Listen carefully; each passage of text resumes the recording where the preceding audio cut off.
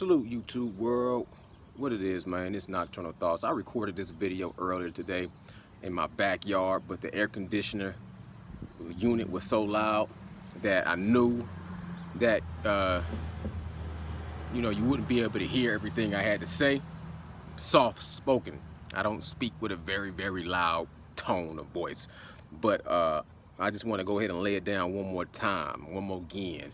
The reason why I felt like Deontay Wilder never came out and denounced all the excuses and allegations that was brought to the table and talked about over and over and over for the last year and a half or whatever. And I want to go ahead and segue that into this young kid, Chris Colbert, B-Hop, Prime Time, and a little bit of Gervonta Tank Davis. And I'm gonna try to consolidate this into a 5 to 6 minute conversation real quick. Bow. First of all, I feel like the reason why, because I never really believed, you can have your own thoughts, but I never really believed that Deontay Wilder even believed in some of the stories that had got thrown out there, like the spiked water, the loaded gloves, and the referee situation, and all of that, whatever, everything included.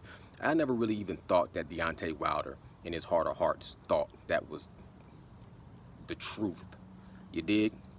What I likened it to, now I figure my target audience here is between 35 and 45, so they know what I'm talking about. I liken it to Tupac Shakur back in the day when Tupac and Notorious Big and Suge Knight and P. Diddy and the East and the West Coast and every single hip-hop fan had all the stuff to talk about. I'm not gonna go into detail because y'all already know, but I liken it to one time. We all know that Tupac got shot, you know what I'm saying, and the whole story. I'm not gonna talk about all that. If you don't know, shit, go do your research. I don't know how you wouldn't know about that. But what I'm saying is, I don't believe Tupac even believed all the stuff he was saying about Notorious Big and, Puff Daddy. And what always made me think of that was after it was all said and done and the dust settled, I was watching an interview with Notorious Big mom.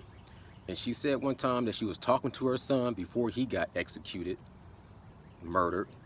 She was talking to her son, and she said her son had told her about the time she kind of bumped into, or he ran into Tupac Shakur. Notorious Big ran into or bumped into or crossed paths with Tupac Shakur, and he asked Tupac, man, what's really going on? Why are you doing what you're doing?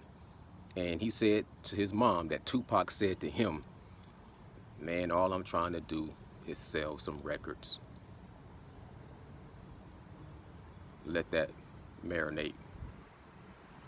Now, I feel like it's the same thing with Tupac Shakur as it was with Deontay Wilder to a certain extent.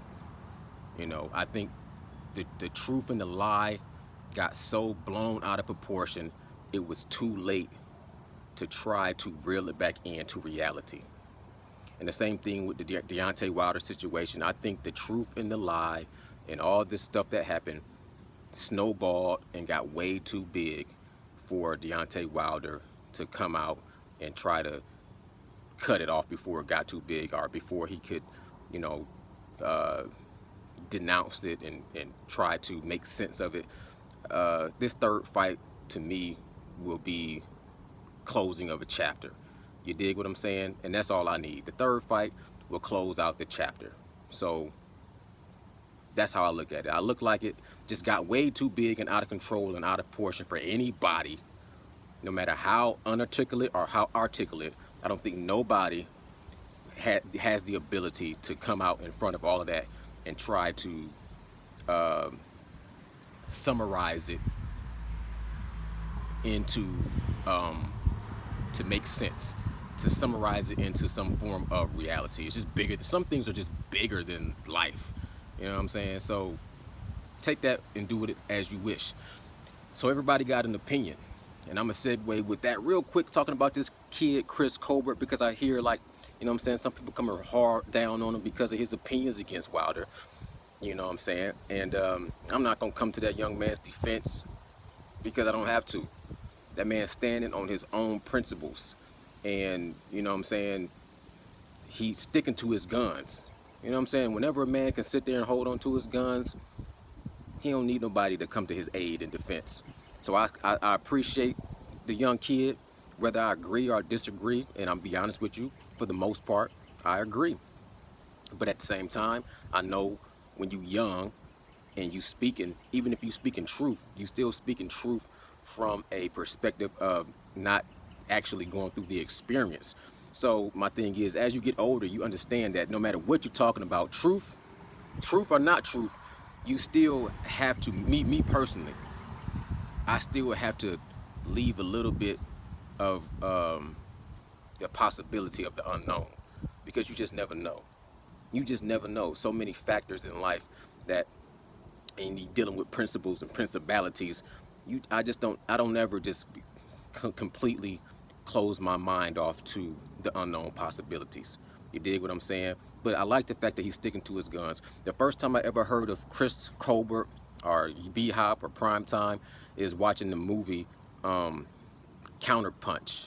I think that's the name of the movie. The movie Counterpunch that was on Netflix.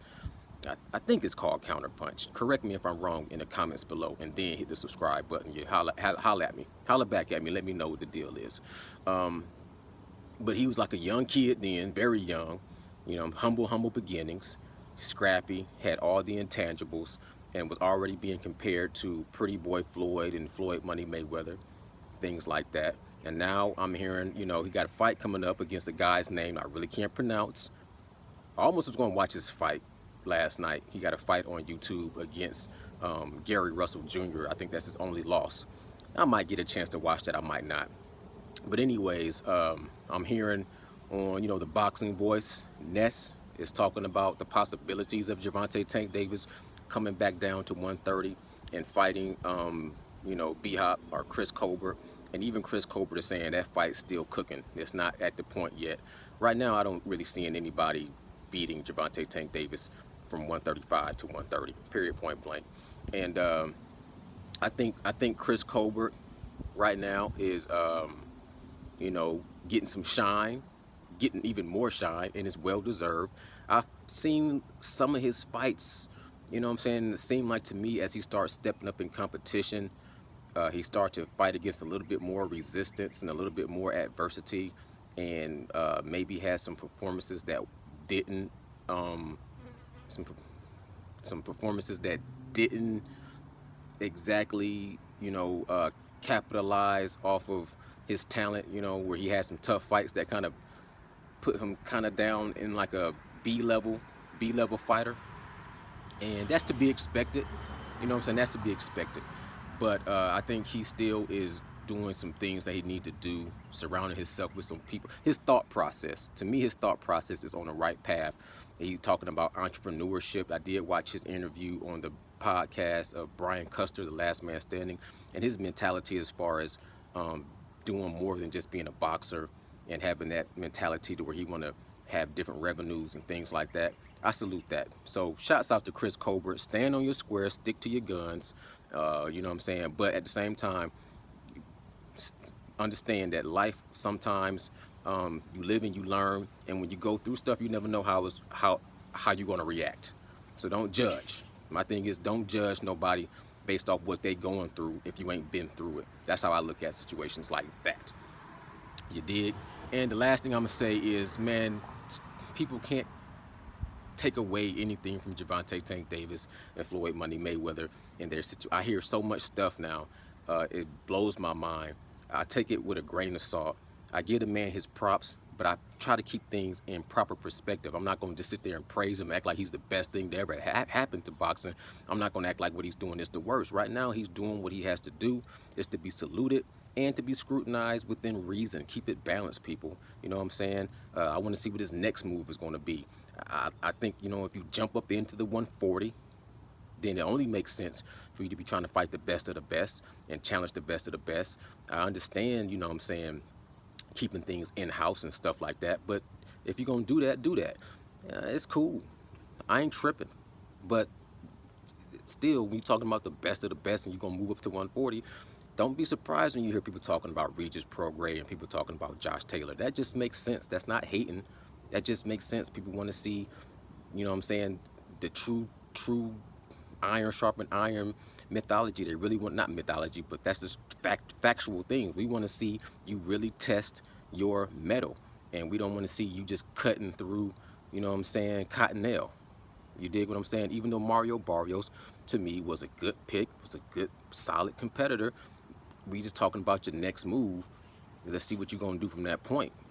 But if you're going to jump from weight class to weight class, it's hard for somebody to really say, if you the best, if you keep moving around like that. I mean, play your position, you know what I'm saying?